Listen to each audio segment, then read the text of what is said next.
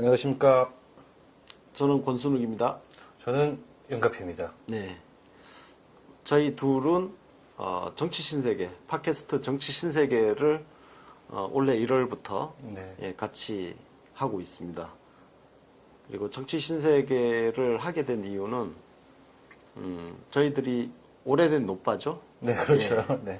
오래된 노빠인데 참여정부 당시에 노무현 대통령 같은 경우는 정말 수많은 비판적 지지자들 네. 속에 갇혀 있었죠. 네. 저희는 뭐 그 안에서 나름의 어떻게 보면은 문현 오빠 소리까지 들어가면서 당시 노무현 대통령을 지키려고 노력을 했었는데 비판적 지지라는 게 너무 대세라서 결국은 지켜드리지 못했고 그 부채의식을 늘 갖고 있었잖아요. 그래서 그 와중에 이제 문재인 후보가 혜성같이 등장을 했고 정치 신세계라는 팟캐스트를 하면서 대선 기간 만이라더라도 어떻게든 좀 지켜드리려고 이렇게 시작하게 된 팟캐스트입니다. 근데 노빠 정체성을 갖고 있다 보니까 사실 학습이 좀 부진한 측면이 있었어요. 그러니까 노빠 정체성의 문제가 뭐였냐면은 친노라고 하면 다 좋게 봐준 거야. 네네. 예, 그래서 사실 친노 정치인 중에 문재인 대통령도 있었고, 그리고 안희정 충남지사도 있었고, 네. 그러다 보니까 사실 사람 보는 눈이 좀 네. 부족했지. 예. 그러니까 노무현 대통령을 지지하던 패러다임으로 또 다시 문재인 대통령을 저희는 꿈꿨었는데 사실은 노무현과 문재인은 완전히 다른 사람이었고 사실은 완전하게 문재인의 패러다임, 문재인의 프레임으로 정치를 바라봤어야 되는데 그 부분이 좀 지체되었었다는 그런 말씀입니다. 그러니까 2009년 노무현 대통령 돌아가시고, 그리고 그 이전에 사실 우리가 최후의 지지자라는 노무현 대통령 2008년에 퇴임하셨잖아요. 그래서 그 퇴임 당시에 소위 노빠라고 하는 사람들은 세상에서 고립된 사람들. 그래서 노무현 대통령 지지자로 남아있다는 것 자체도 엄청난 고립감을 갖고 살았던 시간들이죠. 그래서 우리 스스로는 그럼에도 불구하고 세상은 노무현 대통령을 알아주지 않았지만 우리는 끝까지 지지한다. 그래서 최후의 지지자를 자처했고, 그러다가 대통령 돌아가시고 정말 충격 속에 살았죠. 네, 충격 속에서 살다가 2012년에 문재인 대통령 또 어떻게 만들어 보겠다고 나름 어떻게 그때도 또 사이트 만들고 저는 또 언론사로 다시 되돌아가서 나라도 좋은 기사를 제대로 된 기사를 써야겠다. 그래서 언론사로 다시 되돌아가서 대선을 치렀지만 부정선거 끝에 또 패배를 했습니다. 저희는 노무현 시대부터 지금에 이르는 문재인 시대에 이르기까지 되게 다양한 시도들을 많이 해봤었어요. 예를 들어서 월간지도 만들어봤었고요. 예. 그렇죠. 그리고 대한 언론인 데일리 서프라이즈도 했었었고 서프라이즈라는 사이트도 지켜봤고 굉장히 여러 가지 시도를 했는데 사실 모든 것들이 진행하다가 질이 멸렬하게 끝난 사례들이 많습니다. 그러니까 저희가 부족한 부분도 있지만 어떻게 보면은 그런 미디어들을 구독해 주시고 지켜주실 지지자분들이 부족했던 것도 사실입니다. 그게. 저 같은 경우는 요즘 여러분들은 이제 한경호 문제를 너무 이제 당연하게 말씀을 하시지만 저는 2008년 대통령님 퇴임하시고 나서부터 그 전부터 한경호 문제를 지속적으로 문제 제기를 했죠. 문제 제기를 했는데 노무현 대통령 살아 계실 때 그 홈페이지 안에서조차 사실 한경호에 대한 문제 제기가 다수의 목소리를 점하지 못했습니다. 네. 오히려 저처럼 한경호 문제를 제기하는 사람이 그 분열주의자로 좀 비판을 당했죠. 비판을 당하고 그런 시간들을 이렇게 지나오면서 뭐 언론사 만들다가 실패하고 언론사 들어가서 좋은 기사로 뭐 해봤지만 그것도 결국 제도권 언론의 한계 속에서 갇혀 있었고 그렇게 지내다가 우리가 정치 신세계를 네. 같이 우연찮게 하게 됐습니다. 그래서 작년에 시험 방송하고 올해 1월부터 정식으로 이제 정치 신세계를 해서 과거에 이제 노빠라는 그 정체성에서 출발을 하다 보니까 사실 저희가 문골 오솔이라고 하는 분들에 비해서 지지나였죠. 네. 학습 지지나. 네, 학습 지체 현상이 좀 있어요. 예, 그래서 시대를 못 따라간 거죠. 그동안 그 세월의 간극 동안. 그래서 충돌도 있었습니다. 저 같은 경우는 소위 문빠들하고 싸우기도 했었어요. 네. 안희정 지사 네. 감싸다가. 정체성 얘기로 좀 넘어가야 네. 될 것 같은데요. 많은 분들이 뉴비씨나 정치 신세계가 변하지 않을 거예요. 그러니까 어떻게 보면 전향하지 않을까. 지금 지지자들이나 청취자 혹은 시청자들을 저버리지 않을까. 이런 걱정들을 많이 하십니다. 근데 핵심은 그거예요.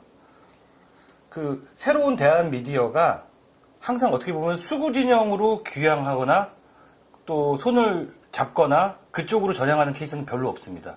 보통 어디서 망가지냐면은 범진보 진영이라는 프레임에 놀아나게 되죠. 그래서 영향력을 좀 더 키우고 좀 더 동지가 많아야 되지 않을까? 우리는 너무 세력이 적어서 망했던 게 아닐까? 라고 하면서 진보 진영에 손을 내밀고 그 과정에서 보통 정체성을 잃게 되고요.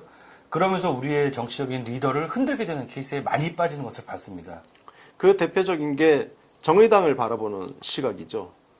저 같은 경우는 지금 지속적으로 정의당을 굉장히 강하게 비판을 하고 있고, 그래서 뭐 저는 이제 유시민바, 유바 생활도 했는데 그쪽 사람들은 일부 또 정의당에 들어가 있잖아요. 그래서 들리는 소리에 의하면 저를 엄청나게 뒤에서 씻고 있다고 예, 충분히 이해합니다. 네, 과거 한때 같은 뜻을 가졌던 사람 입장에서 정의당에 대해서 신랄하게 비판하는 제가 굉장히 못마땅하게 비춰질 수 있다는 점 충분히 이해를 하고요. 하지만 저는 지금 선을 단호하게 지금 그은 게 뭐냐. 한경호와 정의당이 오히려 둘은 굉장히 가깝잖아요. 그런데 한경호 정의당과 우리 민주당, 문재인 대통령과는 거리가 상당히 있다는 것을 저는 계속 이야기를 하는 겁니다. 이야기를 하는 거고, 이것은 노무현 대통령의 비극을 되풀이하지 않기 위한, 않겠다는 어떤 의지, 노력, 그 의지를 보여주는 그런 측면에서 제가 정의당을 강하게 비판하고 있고, 한경호를 비판하고, 그리고 그러면 뭐가 필요하냐. 당은 지금 더불어민주당이라는 당이 있기 때문에 걱정이 없죠. 네, 그런데 그렇습니다.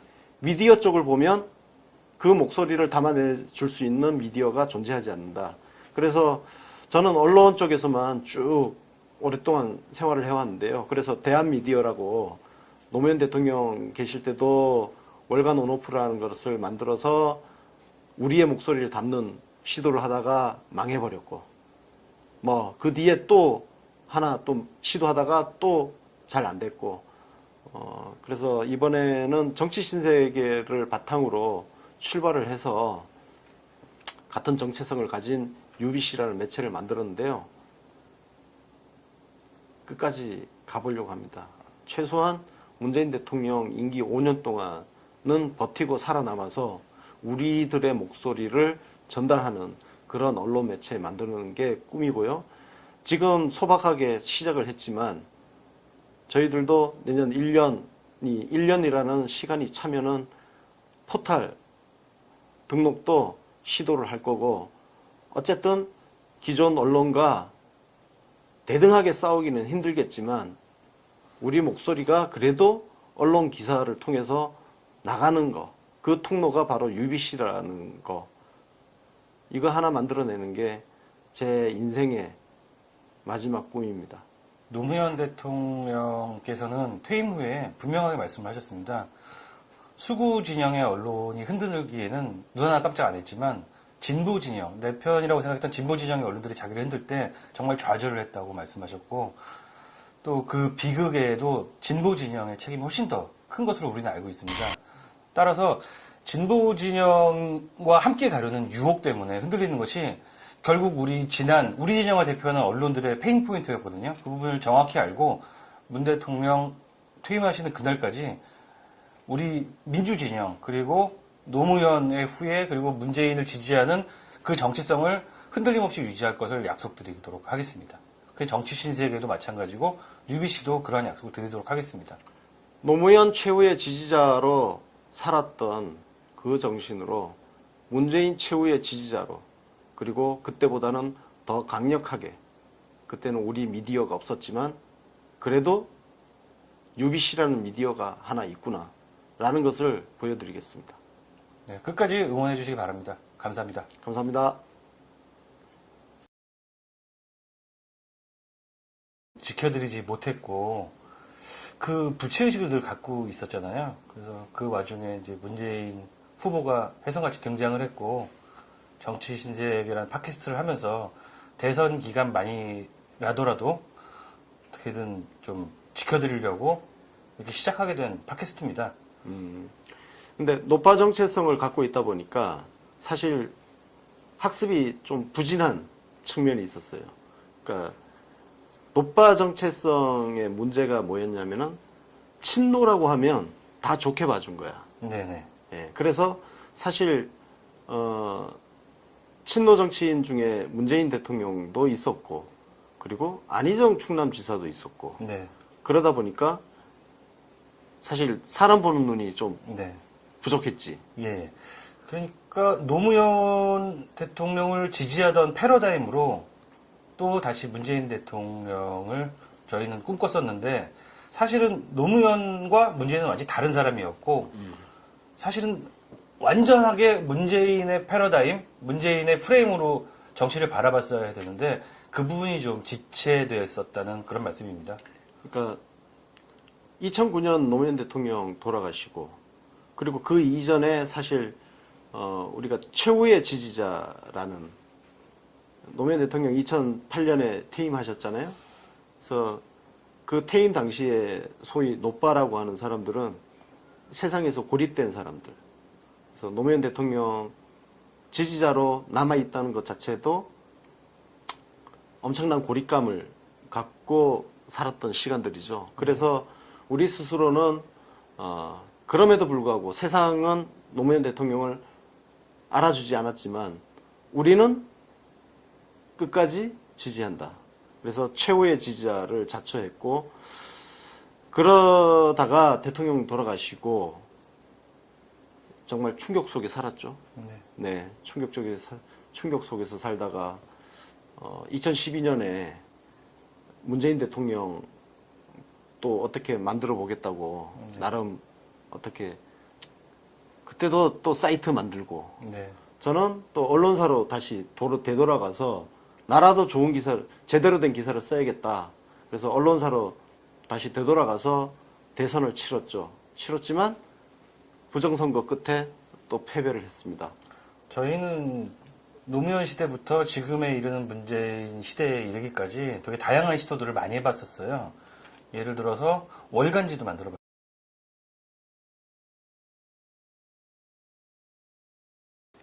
안녕하십니까. 저는 권순욱입니다. 저는 윤가피입니다. 네.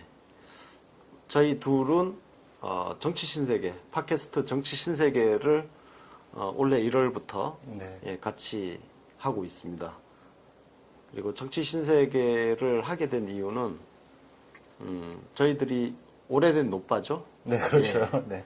오래된 노빠인데 참여정부 당시에 노무현 대통령 같은 경우는 정말 수많은 비판적 지지자들 네. 속에 갇혀 있었죠. 네. 저희는 뭐 그 안에서 나름의 그 어떻게 보면은 문현 오빠 소리까지 들어가면서 당시 노무현 대통령을 지키려고 노력을 했었는데 비판적 지지라는 게 너무 대세라서 결국은 봤었고요. 예. 그렇죠.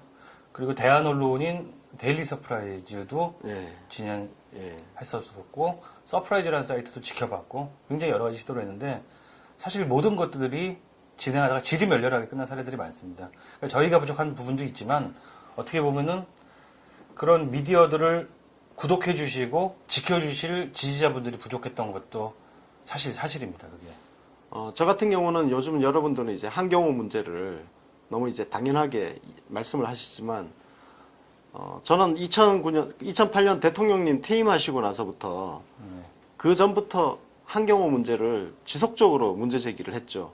문제 제기를 했는데 노무현 대통령 살아계실 때 그 홈페이지 안에서조차 사실 한경호에 대한 문제 제기가 다수의 목소리를 점하지 못했습니다. 네. 오히려